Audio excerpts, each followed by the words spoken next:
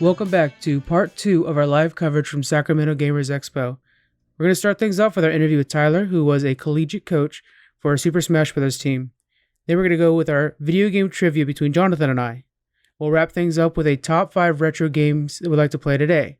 There's always those games you like to go back to anytime you can. I noticed though that on neither of our lists is Super Mario Bros. From 1985. Well, that's just crazy. That's a classic. It's what got us into gaming. And matter of fact, before the convention started and we had a little bit of downtime, me and Jonathan went ahead and tried to beat the game real quick.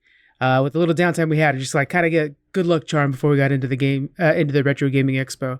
So super shout out to Super Mario Bros. From 1985. That's a classic. Hope you guys enjoy the rest of the show. All right, now we're here with Tyler. Tyler is a pro champ trainer, right? Is that what you call it? I used to be for a college coach for Smash Brothers. Smash Brothers. Okay, now you got a chance to school us a little bit earlier. I wouldn't say school, but you guys did all right. All right. Hey, we got an all right. I'm okay with that. I'm happy with that. All right, so there you go. We're going to first go over your top 5 favorite Smash Brother characters, and then you're going to tell us a little bit about what it's like when you're a coach and stuff like that, okay? So, top 5 for me, I'd have to say, obviously, for me personally, Puff is my number 1 because that's my main, but I just had learned the game because she's been in since 64 all the way up, and I've been playing all those games all the way up to where we are now. So I've just gotten really comfortable with that character, and that's who I like. If we're just going kind of out of the box, my other 4, not really in order, but Donkey Kong, always like Donkey Kong games, and I kind of like his style of like, puts fear into people. He's got a good save too. Yeah, he's got a really good save, and he's just he's an easy character for somebody to pick up and play. Like there's not a lot of complicated movement to him. It's just he's a heavy hitter, and he's got a little bit of speed to him. So that's true. Another one for me would probably be iLink. I liked how they kind of put Legend of Zelda Wind Waker is one of my favorite games. I love that style of game, and I think that iLink was just a great addition for that era of gaming where people saw the game and they're like, Wind Waker, that was one of my favorite games, and it kind of draws in a little bit more of a crowd. Man, there's so many choices. That's a problem. Your top 5 is pretty rough with all the characters in now, but I really like the Ice Climbers because back in my back watching Melee tournaments and that kind of stuff, you saw a lot of talented like Ice Climber people who could move the 2 different characters in super unorthodox ways. And it was just interesting to watch those. That seems like that would be more of like that's a whole nother level of skill there. Yeah, it's a whole nother level of like you're controlling 2 characters with 1 controller.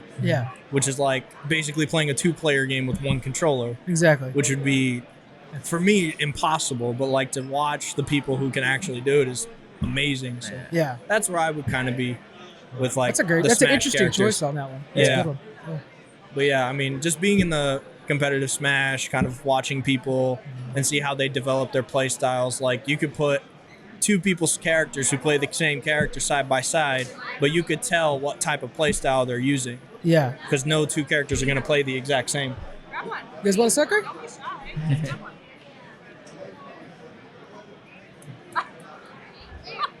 There you go.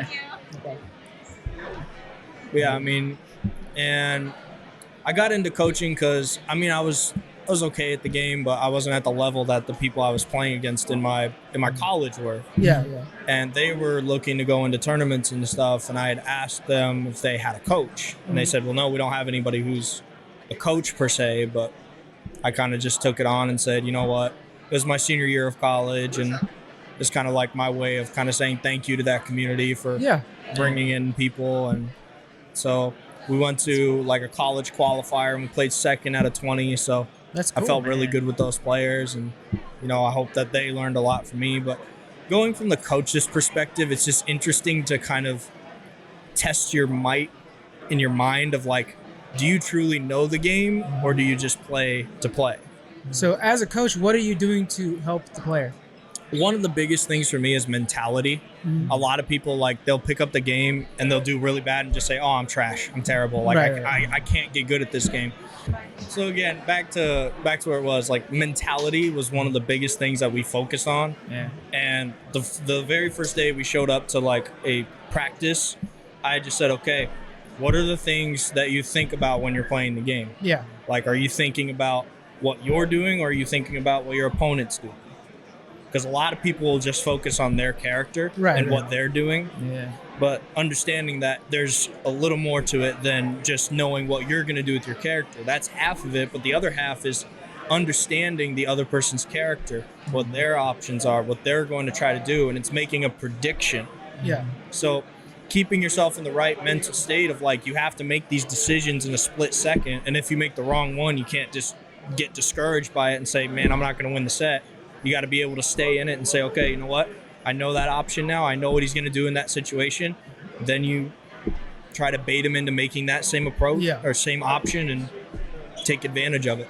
Yeah, that's next tier right there, because I think myself as a player, again, not very skilled, I'm mostly trying to, set up my own combos. Yeah. When really you need to be setting your combos up against theirs. Yeah, I'm always playing reactively, not proactively, not looking at what they're about to do, but just whatever they did, oh crap, defend myself, try to get a hit on them. And I can't remember who it was, but there's some Street Fighter professional who wrote this like philosophy of the 3 styles of fighting. Mm-hmm. You know, like fighting characters, or like what style you use, which is like aggressive, read heavy, and then there's a third one. But like, I kind of based a lot of the stuff that I had done in my coaching philosophy with Smash Brothers and a lot of other games, because I've even helped some people in the speedrunning community where like they just get really discouraged because they're really trying to, get this little trick done and they can't get it. And it's like, okay, take a step back, overlook and see what you're trying to do and how you're going to accomplish it. See if there's another way to do it. If not, you need to just keep grinding, keep pushing. Yeah, that's really good advice. That's good way to go. So that's kind of just one of the biggest things for me. Like, new people who come to play Smash and like the competitive scene, it's like you do have to kind of get beaten up to kind of understand where you're at. You got to be put in your place. It's not about like you're not good at the game. It's that you need to find out where you are in the scale. Yeah. Because when I first started, I was at the bottom of the scale, and I knew it. So I was taking those opportunities when I would go into tournaments. It's like, okay, I know I'm going to get 0-2. I'm probably not going to win a game. If I win a game, great. That's a bonus. Yeah. But I'm going into this, I'm just going to learn and just kind of watch the other players when they're playing and see what they're trying to do with their game and kind of build my play style based on who I'm playing against and what style I'm playing against. Now, you talk about going into these tournaments. Is there a community around that where you guys talk to each other?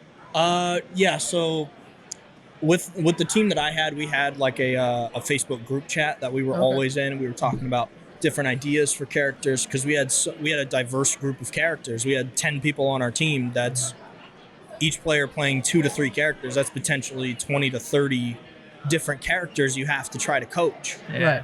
And a lot of the things that I did is I didn't try to coach each person individually. I kind of just sectioned them off by their play style. Like, some people were very tech heavy, wanting to know the mechanics. They want to understand the frame data, the brain, the computer of the game, where they're trying to find the best possible outcome. And I took that group and I said, you guys work together because you guys have the same mind, but you guys have different ideas because each person has a different idea and a different way of looking at things. Yeah. Where we had very aggressive players, the ones who are kind of run and gun, up in your face. They're not going to, you play their way or no way at all. Yeah. And they're very much all in the same pattern. Like, they're going to run and gun. They're going to put pressure on you. They're going to force you to do something you don't want to do. And then for somebody like me, the way that I play very slow. I want to slow you down and watch what you're doing, and then I choose to execute. So I'm a very read-heavy player. So a lot of my things is based on the mistakes the other person makes. Yeah. Which is a little gimmicky, but at the same time, if I make the mistake after you make one, you have a lot better chance of beating me because it requires me to play perfectly after I read. Yeah.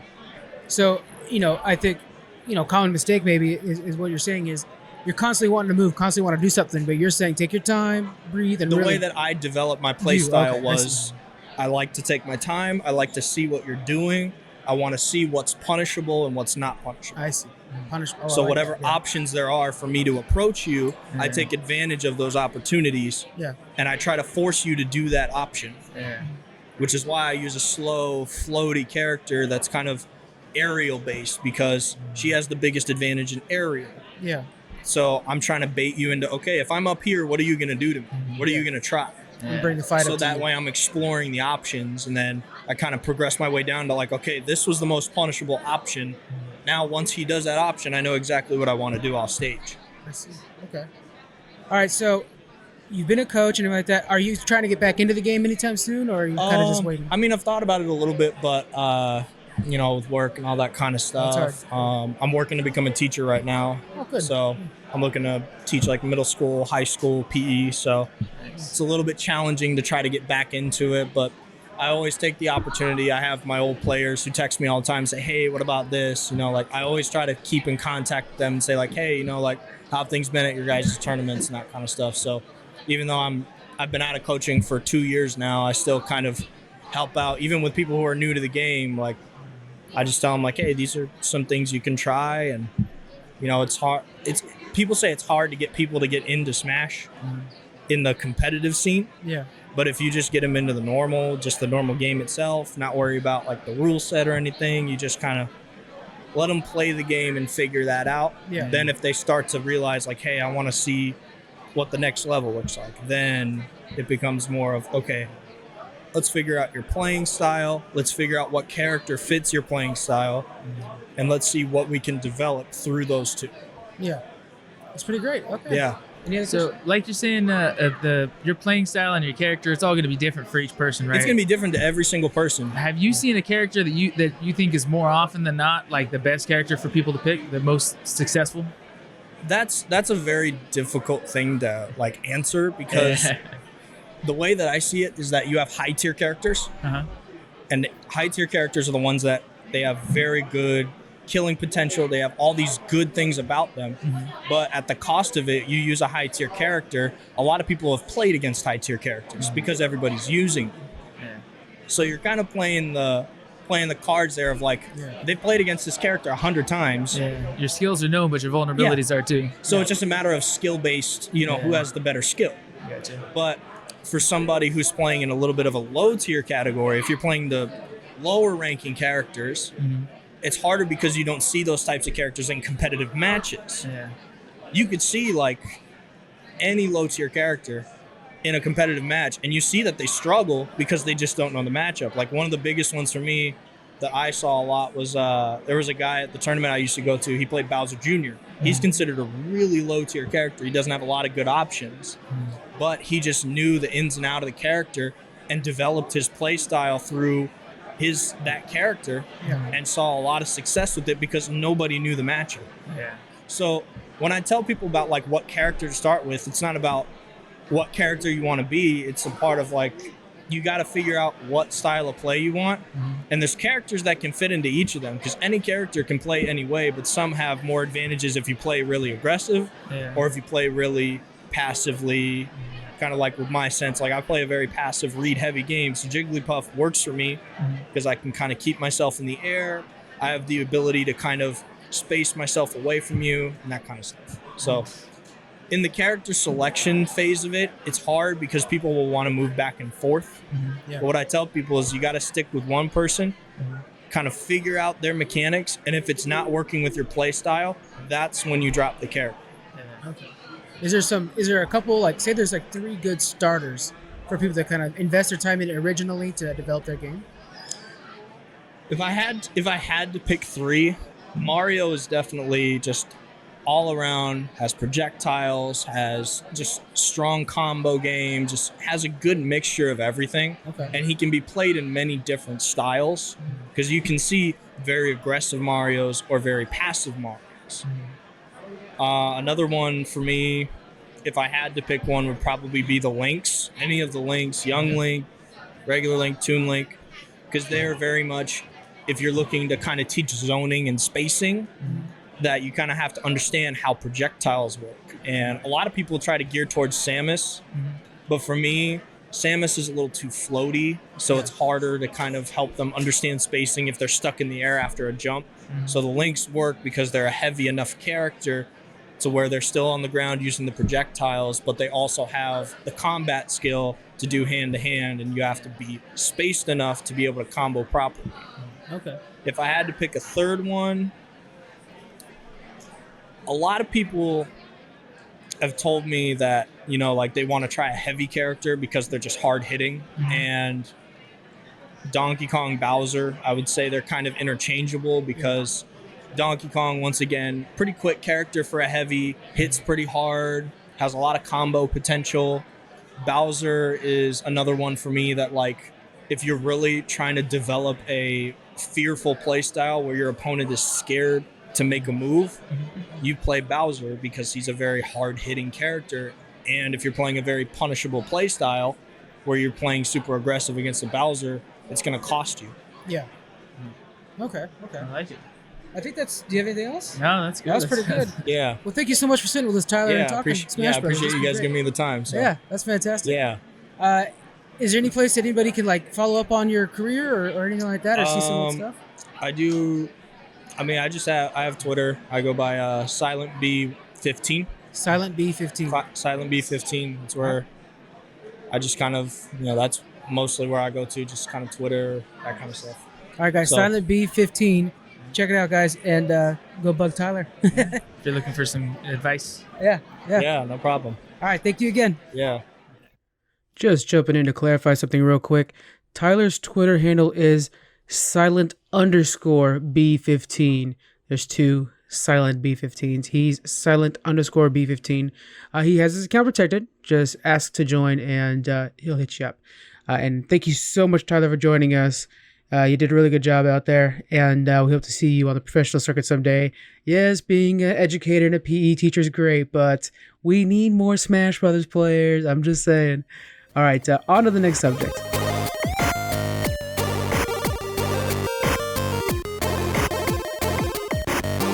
All right, we're back at Sacramento Gamers Expo. I actually said it right that time. That was pretty good. I know. Practiced. Okay. So now we're using a card game Jonathan brought with him. This is called Video Game Trivia. Bam. Ultimate Video Game Trivia. Yeah. And it is hard. I'm not going to lie. Yeah. I picked through a few of these. This is made by Professor Puzzle, so you guys check it out. It looks like it's an old Game Boy, like the brick Game Boy. Yeah. I'm pretty sure I found it at Target. So. Found at Target. You hear it here, guys. Bam. $7. Yeah. Any other details? UPC cook. I'm just kidding. All right, so me and him took a stack and we looked through a few of these questions and think the other one could possibly master them. We'll see how it goes. Okay? We didn't want to make this too difficult. It's going to be somewhat difficult. Yeah. I'm not going to lie. Okay. Yeah, some of mine are not easy. Okay, so let's start with the first one here I got for you, Jonathan. Seeds of Evil is the second title in which video game series? And I'll tell you right now, you played this video game series. I played this video game series. And that's the title of the second? Yeah. Seeds of I have my timers. I should have brought my timers. I forgot. They're in my bag. I'll get them in a second. Gosh. Seeds of Evil. Yeah. It's a classic game. We used to play the multiplayer all the time. The single player we enjoyed, but it was all about the multiplayer, really. It's got to be something where you're either raising children or of the devil or growing evil crops.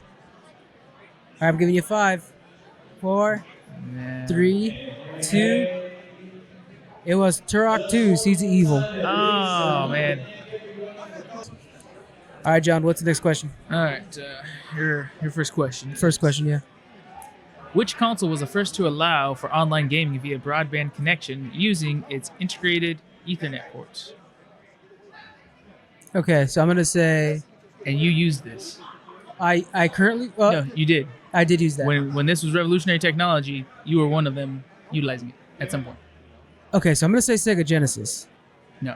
Okay. Epic fail. Epic fail. Then Xbox original. Yes. Okay. Microsoft Xbox. Because it uses Ethernet. That's the part that I messed up on. Yeah. Okay. What did the Sega Genesis use telephone lines? There's a Sega Genesis that came out that was mounted to the TV. Oh. And everything worked together. And you could actually... It's crazy. And the people who had it would not let it go. But you would pay a subscription for $10 a month and you could play whatever game you want. And it was just nuts. And finally Sega's like, oh, we're losing money. And so they tried to shut people off, but the people who had the service just kept paying it so they wouldn't lose it was a contract, yeah. Yeah, Michael Swaim had it. We talked about it anyway, so. Nice. Next question for you. I know you played this game, so I'm trying to make sure you can get this one. In Telltale Games' first season of The Walking Dead, okay, Lee Everett, so Lee, okay, was a professor in which subject before the zombie outbreak? Oh, I loved Lee too. Good character. yeah. He's a professor. Oh, crap. I can't remember. Why would I care about his previous... Now he's killing zombies. I know, yeah. He's a zombie killer now. I don't care what he was before. God. You say like a geologist? History. Oh, okay. Yeah, man, history. Geologist. I don't know. Is that what Ross from Friends is? Right? Oh, that's true. I was thinking of... No, he's a paleontologist. Oh, okay, yeah. Oh my I was God. thinking of like the map and geography. I don't know what I'm more nerdy about, the fact that I know it or the fact that I didn't know it. I'm so upset. Well, you're a terrible geek on both sides. Oh, no. It's okay. Me too. I didn't know the answer. All right. By which name was the Sega Genesis known outside of North America? Mega Drive. Yes. Yeah. Nice. Let's go. So that's one on the board for you. It's Sega Genesis for life for me, but a lawsuit was filed by Sega against 2003 game The Simpsons Road Rage for its perceived similarities to which other driving game? Oh, is it Taxi? Taxi Driver? It's Taxi, but puts the word before Taxi. Oh, Crazy Taxi. Nice work. Nice work. Yeah, that's good. That's a good game, man. We used to play that on the GameCube like crazy. Yep, we had Crazy Taxi 2. Yeah. Crazy Taxi 2. Nailed it. Yeah, that was a good game. All right, what do we got next? All right. With over 155 million units sold, which is the best-selling home console of all time? PS2. Yes. Yeah. Good job. Son of a gun. I mean, that's just such a good system. Yeah. I mean, it was such a staple of everybody's collections. Well built. What is the controller's... Now, John, people are going to hear these questions and think, man, these guys are idiots if they don't know this. Oh, yeah. This is probably the easiest one I could ask. It's okay. I'll save the people the time. I'm an idiot. I don't know this stuff. Well, me too. I mean, it's not easy. What are the controllers called for a Nintendo Switch? Toggles? No. One more time. I have no idea. Joy-Cons. I've never even tried. Even these kids, all the kids here know that. But even the guys that are coming up and playing Switch have been calling them Joy-Cons. Like, oh, can I use Joy-Cons? That kind of thing. That's why I was wondering, like, what droids are you looking for? Yeah. Boss. All right, what do we got? What's the next one? All right. On which handheld console did the Pokemon game first appear in 1996? Game Boy. Yep. Yeah, that's such a good one. See, this is what you should have had this stat, because these are really easy ones. All right. Yep. Which console released worldwide was the first to include a built-in modem for online gaming? A built-in modem for online gaming. Yeah. And I'll tell you this, you owned it. I gotta say the 360. No. Come on. The Xbox original had the first Ethernet. Yeah. So this is a modem. This is earlier than the Ethernet. And a built-in modem. Oh, with regular landline connection. Yeah. I had to clarify it a little bit. That's not cheating. Yeah. Well, I mean, it's still cheating. We'll take it. I'll take it. I still don't know. Sega Genesis? Nope. It was the Sega Dreamcast. Oh, yeah. Yeah, it had the little phone line plug in the back. Did it? Yeah. Oh, yeah. Did we even use it? We didn't use it. No. We weren't allowed to use the phone and the I don't think I knew anybody else that had a Dreamcast either. Man. All right, what's the next one, John? Okay. Early models of which console were plagued by hardware faults? You guys can change that order if you don't like that way it was laid out. Yeah. Early models of which console were plagued by hardware faults, commonly referred to as the Red Ring of Death? Oh, Xbox 360. Yeah. You would have known all these. Yeah. I mean, at least most of them. I picked ones that I knew you would know, pretty much. What was the first Nintendo console to have HD support? The Wii? No. I'll give you a second chance. The Wii U. Yeah, it's a system that maybe 4 people owned. Oh, so that's cheating. I got it right. I said Wii. I didn't even put it because we have a contest going on, or not a contest, a game where everybody's rotating around the top controllers. Yeah. I didn't include the Wii U. Yeah. Because I was like, nobody owned that game, so why would I put not just like a small deviation from the Wii itself? No, it actually it's a whole different thing. You can play the Wii games on it, but it had the system. It's basically like a Switch and a Wii combined. It was a terrible system. Yeah, sounds terrible. All right, what's the next step, John? All right, this one might be a little more difficult, but I think you can still get it. Before its released, by what code name was the Xbox One X called? Hold on, I know it's not Titan, is it? Nope. Okay, hold on. Eternal, maybe? Nope. What is it? Project Scorpio. Scorpio. I knew that too. Yeah. Oh, I hate that. I knew that one. Okay. Which home console was the first to contain a Blu-ray disc player? PS3. PS3. Nice job. Hey, Yeah. I got one. I'm on the board. That was the big. Now you remember the old HDD or HHDs or whatever. Yeah, HD DVDs. That's the word I'm looking for. They came out competing with Blu-rays at the same time. And everybody's like, "Oh, I was a big proponent of those. I had King Kong on it." Well, because HD DVD came out just barely before Blu-ray, I believe. They're about the same time, but you used to have a separate. Good job, guys. Yeah, you used to have a separate device that played those. Yeah. For the Xbox. Yeah, they weren't selling full no systems had it yet. All right, John, what's your next one? All right, this is the last one I got for you too.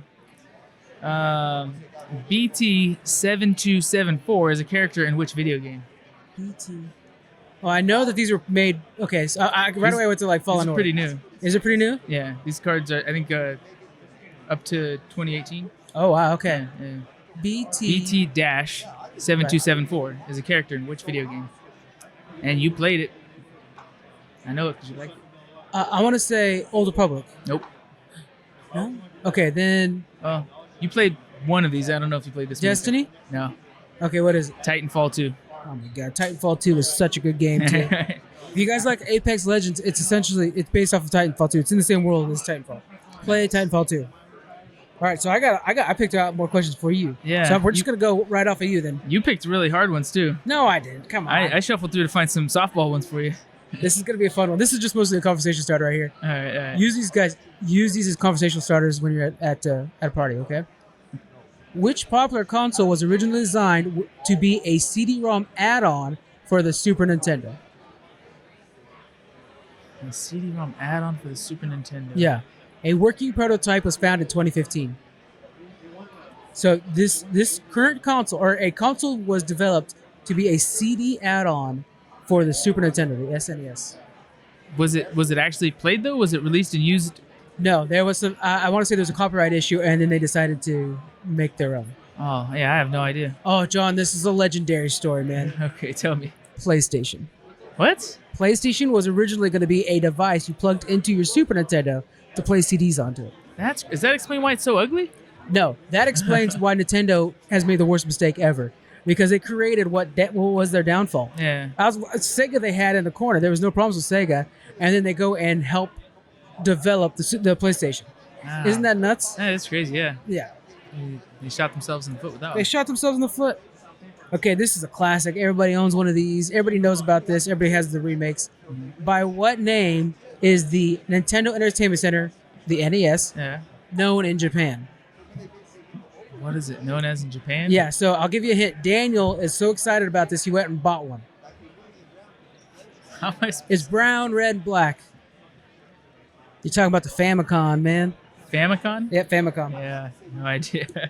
I'm the wrong person to be asking hard, or not even hard softball. I should give you a lifeline. You can call Daniel. Yeah. Hey, I should call him. He should be here. You should call Daniel. Yeah. What's he doing right now? I don't even remember. I don't know. There's some prior engagement that's not as cool as this. Yeah.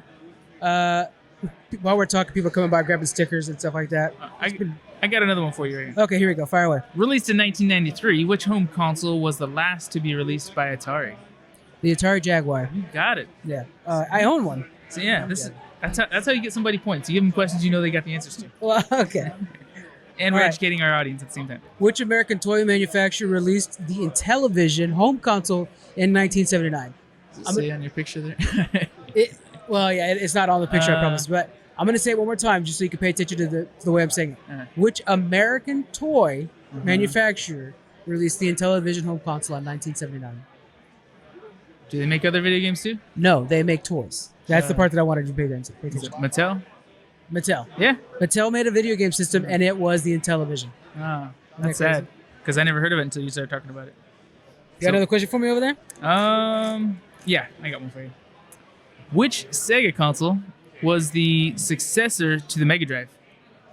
It was... Okay, what Sega console was the successor to the Mega Drive? Mm-hmm. It's got to be the Sega Saturn. Yeah, that's it. Okay, cool. These are easy ones for me. I mean, if you were asking me, I would totally blank. Like, Matter of fact, what else from is taken? oh, they just sold it. So they had a Sega Saturn over there. I was like, oh, I have to buy that before we leave. Somebody has a box of N64 controllers over there, $10 a pop. Oh, I need to get one. Yeah, Yeah, I'm down one. A few different colors too. They have different colors. Yeah. I want a blue one. Okay. They got the gold one. I don't know if they have the gold. Somebody here has a gold one. Yeah, it's pretty slick. We'll have to see how much it's going to cost. Okay. What code name did Nintendo use for the GameCube before the true names reveal in August 2000? If you're an emulator fan, you already know it because the emulator for the GameCube is called the code name. I remember when the GameCube came out. Yeah. That was like, I remember it being referred to as this, and I thought, like, oh, please don't call it that because that's so stupid. Is it a Nintendo Playbox or something? The Dolphin. The Dolphin? So if you guys wanted to emulate your GameCubes, which, by the way, we do not endorse, No, yeah. although we do record videos off of it. Anyways, it's called the Dolphin if you wanted to emulate your GameCube. Or go to conventions and pick up an old GameCube and Yeah, come find on the down. games Come for on it. down here. Matter of fact, they just announced that next year they're going to do a 2-day convention. They're upgrading the convention. Nice. So yeah, so we'll be there. We'll be there for that too. All right, I got another one for you. All right, Grand Theft Auto 5, man. That's one of the best It's got to be the best Grand Theft Auto, in my opinion. Probably, yeah. Can you name the 3 main characters? Just first names. You don't have to do the last names. There was Franklin. Yeah. I think you start as him, right? Yeah. Well, you didn't start as him. There's Franklin. I could just take one of these suckers, right? Go for it, man. Okay. Or maybe I might take a few because some of these flavors I want to try. Heck yeah. Nice. Yeah. I've got a whole bag behind me, man. Take as many as you want. All right, cool. I have a bit of a sucker, pun intended, for some, for these. All right, help me out with this, okay? Do you know your video game systems well? Your video games well? I try. Okay, so we're going to be asking Emmanuel, guys, friend of the podcast. All right, what are the 3 names, or what are the 3 characters in Grand Theft Auto 5? Franklin Clinton, Michael DeSanta, and Trevor Phillips. He's got it, folks. He's got it, guys. 3 for 3. I was just telling him just do the first names. He couldn't handle it. Yeah. Like Franklin. But if you want to go technical, there's Michael Townley because of everything he's got his name changed and stuff. So, but yeah. Oh, I should have been asking Emmanuel the whole time, man. He would have been nailing these. Yeah. All right, guys, that's going to be it for our quizzes, and we'll come back with some more information later on.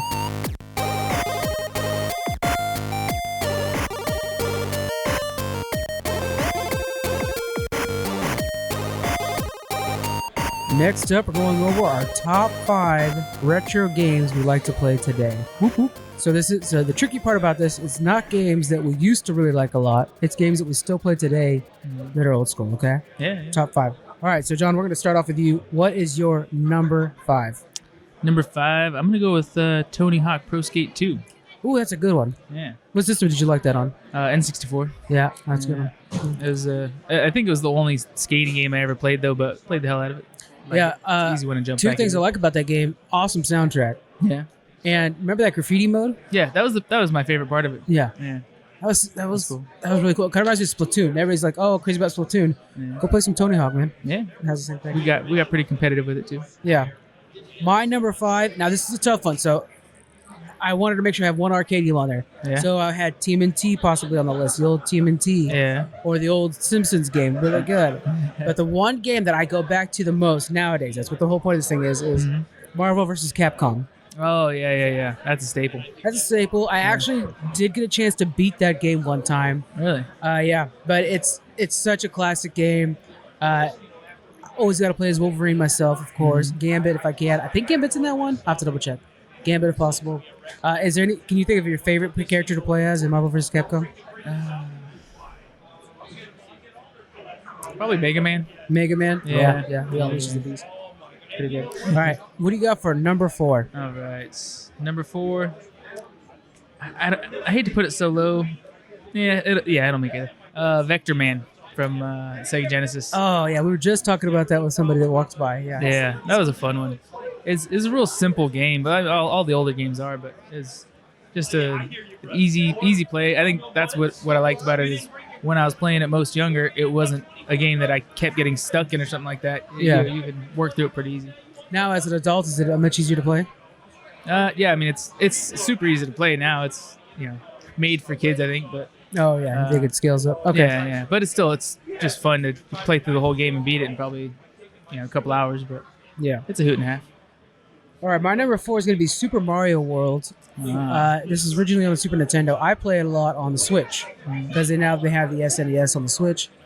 It's a blast. Now, see, I never played this when I was younger because we were a Sega family. Yeah. We were not a Nintendo family. No. After the NES, of course. So, going back to that game and playing a game that's so identifiable. I even got the matching controller for it now. Yeah. Man, it's the pinnacle of side scrollers. Like, I can see now where everything came from. It's really the turning point in that kind of gaming. Yeah. They maximized everything you could possibly get out of that old SNES. Really good game. All right, what do you got for your number 3? Number 3, it's a contender. All these deserve to be. There's a lot of good games out there. We know that. Yeah. I'm gonna have to go with Diddy Kong Racing. Okay. All right, I'll move mine down to match your 3 because mine is also Diddy Kong Racing. Yeah. I'm gonna swap 2 around. I was toggling it back and forth between 3, 2. Actually, I could have put a different one at 3. Anyways, but it's an easy game to just jump back into. It's a lot of fun. Oh, it is. Of course, we played it a lot when we were younger, but it's, if you got the N64 set up, or if you happen to have, an emulator, then. I think that might be my most. Is that our most played games from our childhood? Is Diddy Kong Racing? It's got to be like one of 3. I remember that, and Star Fox and Smash Brothers. Yeah. Oh, Smash Brothers. We had a lot of fun on Smash Brothers. I'm trying to think of. Okay, remember 007 Nightfire? Yeah, that was a good one. We burnt that one up. Yeah, we tore that one a lot up of fun. on the GameCube. Diddy Kong Racing is also my number 3. I really liked the balance. I liked the idea of. To me, I've always said it should have been what Super Mario Kart should have been. This, right? Yeah. Or Mario Kart 64 in that case. Mm-hmm. But yeah, I did. But yeah, so you had this open world part where you get to choose what zone you went into, and then even beyond that, you actually had 3 different modes of transportation. You had the car, the hovercraft, and the plane. So it felt like such a huge game because of that. Now, do you remember? I don't. Of course, I'm not a game expert or nothing like that. But do you remember other games before that had that kind of open world where you can walk around and pick what door to go through, or were they all 2D? Old Metroid and stuff like that. Definitely not in a racer. That was revolutionary for a racer. Yeah. But it's the N64. While everybody's bashing on it, we actually just had a debate with the gentleman that came by arguing N64 was the worst controller. I had to correct him. N64 gave you the ability to do third-person games. Yeah. That's where you got your 3D platformers, sort of like Mario 64, stuff like that. Super Mario 64. Yeah, so I think it would have to be. That's probably one of the first ones. Yeah. It's such a classic. Such a good game. All right, what do you got for number 2, Jalen? Let's see. Oops, what do I got for number 2? So this is a toss-up, but I'm gonna go ahead and Grand Theft Auto Vice City. Oh, what a good choice! Not Grand Theft Auto 5 or the many other ones, but Vice City was my favorite, and a big part of it is the soundtracks in the cars. Yeah, when you're driving around, that's just you. When you hear these songs that come on while you're playing Grand Theft Auto anywhere else in your life, I'm just back in the middle of the game. Definitely. It's a lot of fun. Yeah, of course. And if I were to pick any Grand Theft Auto to be remade, I think I'd have that one. Yeah. Because that'd be awesome. I think a lot of people pick San Andreas. And, props on you, but that environment, it just made me feel so 80s punk. It was really good. That Miami environment was a lot of fun. And it had a cool story, too. It wasn't, I know a lot of people like the San Andreas and number 5 because action-packed story and all that stuff, but Vice City did have a good story for its time, at least. Yeah. That's a good choice. All right, so my number 2. That was your number 2, right? Yeah. Oh, duh. I'm sorry. My number 2 is going to be Sonic 3, Sonic and Knuckles. Oh, yeah. Gosh, that was a good game. I haven't played that such in a a while. classic. Yeah. So those of you guys who don't know, Sonic and Knuckles was the first one that kind of introduced a whole different way of playing the game. So you can go as Sonic and just run fast, or you can go as Knuckles and have the ability to climb and glide, which is game breaking. Yeah. And then it had a spot on top where you could plug in your other games, so you could have Sonic and Knuckles, or you could have Knuckles join other Sonic games, 1 and 2. It really opened up everything. Yeah. It's just such a classic for me. And Knuckles was like one of those characters that was just he's just cool. I don't know what it is. Sonic was like a poser cool, but Knuckles was just simply cool. Yeah. Yeah. He was like Sonic's tough older cousin. Yeah, exactly. Yeah. I Gonna bully him around. Yeah. All right. What is your number 1 retro game you like to play today? My numero uno is Pokemon Blue. Oh, what a great choice. Yeah. Yeah. What's your favorite thing about Blue over the other ones? The selection of Pokemon. Yeah. And I mean, the gameplay is Kanto great. region. Yeah. I like that it didn't. I mean, the new Pokemons, I'm sure they're great, but I don't even want to entertain them just because there's just so many Pokemon out there now, and I'm just detached from it. I haven't been watching it or anything like that, of course, in all these years. So, Blue is really where it's at because that reminds me of my childhood when I play it. Yeah, that's a classic. Okay, so I'm going to ask you a couple questions to really test your knowledge on Blue. Oh, God. What's your favorite starter Pokemon from Blue? I've started all of them at different times. Gosh.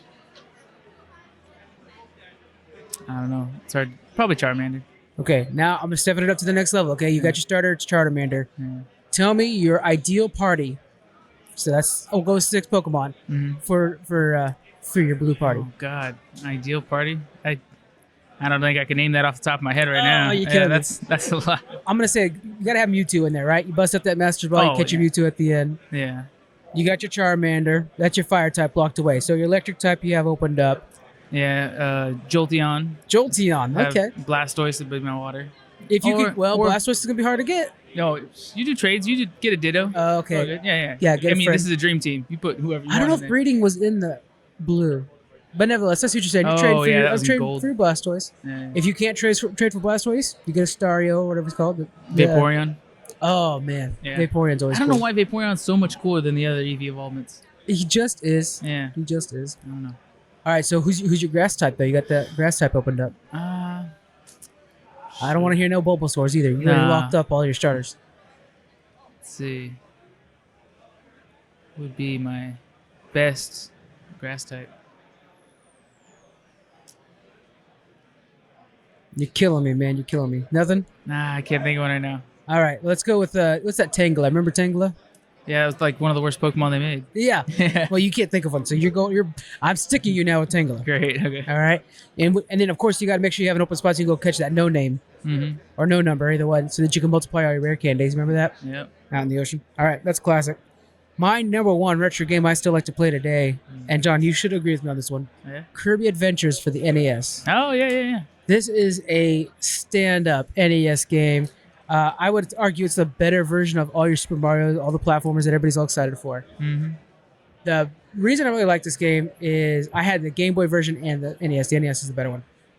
Is you had this world where you're able to, unlock. You have worlds and then levels within the worlds, and you had the lobby in which you're choosing those maps. Yeah. And then when you went in there and you came across a guy that could throw a sword, like, oh, okay, I love that power. You could take that power, and then you tried so desperately not to lose that power. And I remember very well the best power to get, and you just you tried so hard not to lose it. And this is the one spot where you have to, the UFO power. Oh yeah. Because it was able to shoot lasers, and it was able to do the that up and down laser beam or whatever. I can't remember what it's called. That's the sound effects. I just did it. It's perfect. But yeah, that's such a great game. I would sit there and blast through that thing. The final boss where you're fighting the star monster, cool looking guy. It was just such a great platformer. It's really good, and it's fast paced. The Kirby games that its sequel basically on the Super Nintendo was so slow paced that it was okay, this is baby mode, but out on the NES that's where it was at, and it's just such a great game. And it had those little remember the little mini games where you're doing the arcade, picking up try to get your one ups. Yeah, it was like a claw machine game. Claw machine, that's right, claw machine. Yeah, those are classics. Yeah. All right, that's our top 5 retro games we'd like to play today. All right, Jonathan. Well, it looks like it's about closing time. How have you enjoyed the SAC Gamers Expo? Every time I mess that up. It was a lot of fun. I like hanging out here, mingling with people, playing some Smash Brothers with all these kids and young adults and whatnot. Yeah. It was a good time. It's just nice to be in this environment with all these people that have shared interests with us and whatnot. And I know you stayed here most of the time. I actually went around and checked out some of the booths, and we have some really cool vendors, a lot of really cool artwork and stuff. So yeah, it's cool. It's funny that you keep calling them kids. I do as well. It's because I feel old when I play Smash Brothers against them. I feel old when I play Smash Brothers against them, and they beat my ass so bad. Oh man, I'm grandpa trying to use a controller that I still haven't figured out how to use. Oh yeah, so you're calling me and asking me how it works. Exactly. I've had a lot of fun though. Got to meet a lot of cool people. Some people that I've seen at other conventions coming out. So that's really cool. Some old friends. That's fantastic. And we got to meet some other creators and stuff like that I'm looking forward to working with. So I'm gonna be working with some people based off this event. So that's always fun to do. But yeah, it's been a really cool event. They're gonna be doing it next year as well. On the hold on, I have the paper right here, folks. We're doing this live on the 21st and 22nd of November next year. So it's a 2-day event next year. And we're already signed up, guys. I have the contract in my hand. We're signed up for it. You guys come out next year and join us. We're going to have a whole bunch more games. We've been doing this game where we have... Let's just check out the rankings right now, Jonathan. Yeah. We're ranking top... We've got 9 right here. Console controllers. It's completely inaccurate right now. I don't agree with this. That's pretty... I have been fighting for N64 to get number 1 all day long, and it's off the board now. Yeah, the last guy actually broke it. The last guy broke it accidentally, but it was because he had such vigor about getting it off the board. So we'll tell you the current number 1 and go down, but we've taken a picture and we posted the one that I think was better. We'll go from bottom to. So he's got at number 9 the NES. I mean, it's okay. Yeah, it's a classic. It should be on the board at least. It should definitely be on the board. You're right. Yeah. Number 8, he's got the Xbox 360 controller. I don't agree with that. I don't agree with that either. I think that should be higher. Put that quite a bit higher. Matter of fact, I'd swap it with number 3, but we'll get to that when we get to number 3. Yeah. All right, and then we have at number 7 the PS2 controller. You got to get PS2 controller props just for being part of the PS2. Top selling game of the PlayStation, as we learned on this podcast. Yeah. This is a great question. Okay, Sega Genesis controller at number 6. That's all about the consoles just being amazing. Number 5, the Super NES. It's a pretty good controller. No complaints. Really responsive. Yeah. What do you think about number 4 being the GameCube controller? I don't know. I like it. I think it's, of course, the GameCube was controversial when it came out and everything, and the controller is so ugly compared to everything else. It does not conform to society. Right. But a lot of people like it. I mean, you see these kids walking around with their own controller to be able to play Smash Brothers. So and here we have a selection of different controllers for people to play. And a lot of times people are like, I need that GameCube one. Like they're calling it GameCube one. Yeah. So GameCube made it number 4. Number 3, we have the Xbox One controller. Now, I would swap the Xbox One for the 360 myself. I feel like the 360 is a little bit sturdier controller. Both very well made, don't get me wrong. But I would say because the 360's got some innovation behind it and stuff like that, I'd go with that. Number 2, he has the PS1 controller. Now, this is just the last guy to touch this board. Yeah. Because there's no way the PS1 controller without analogs should be at number 2. It's got nothing. I mean, it's pretty much the same as the Super Nintendo. It's got four buttons and a D-pad. There's nothing to it. It's plain, and it's part of a revolutionary system. Yeah, it's great. It's for sure. Big step in technology. Yeah. But other than that, it's just a chunk of plastic.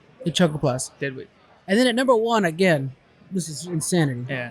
I'll tell you why he probably put it up there. But number 1, he has that Xbox original controller. Yeah. Now, the reason I would say he probably has it is the first time that you have the analog up and the analog down on the other hand. Yeah, which is nice. And now I can't imagine playing. I can't play it the other way. I know people with PlayStations are like, yeah, no big deal. I have a hard time playing PlayStations because I got too used to that. Yeah. Only thing I don't like about it is it's just ginormous. It's such a huge... Yeah, it is huge. Compared to all the other controllers. It took a while to get used to that when you first got it. Yeah. That's odd. So we'll do this again next year. We'll have a bigger board. Yeah. But yeah, so basically what it was, this is shout out to Ronan Geek Official Podcast gave me this idea. People came up and they were able to rotate around their top 9 controllers. And we have a basket here with a bunch of other ones, the Atari and the television. No biters on the television. Yeah. Nobody likes this straight up control There's remote. a couple people that recognize it at least. That was impressive. That was impressive. And then the Switch one kept getting thrown up and down. Yeah. People are really divisive on the Switch one. But yeah, so people were able to make the decisions and swap them around and stuff like that. We had people taking pictures with their decisions and stuff. So it's pretty cool. But yeah, otherwise, guys, just what a great event. Really looking forward to doing it next year and hope everybody can come out and join us. Yeah. All right, guys, we'll talk to you later. Bye. Bye.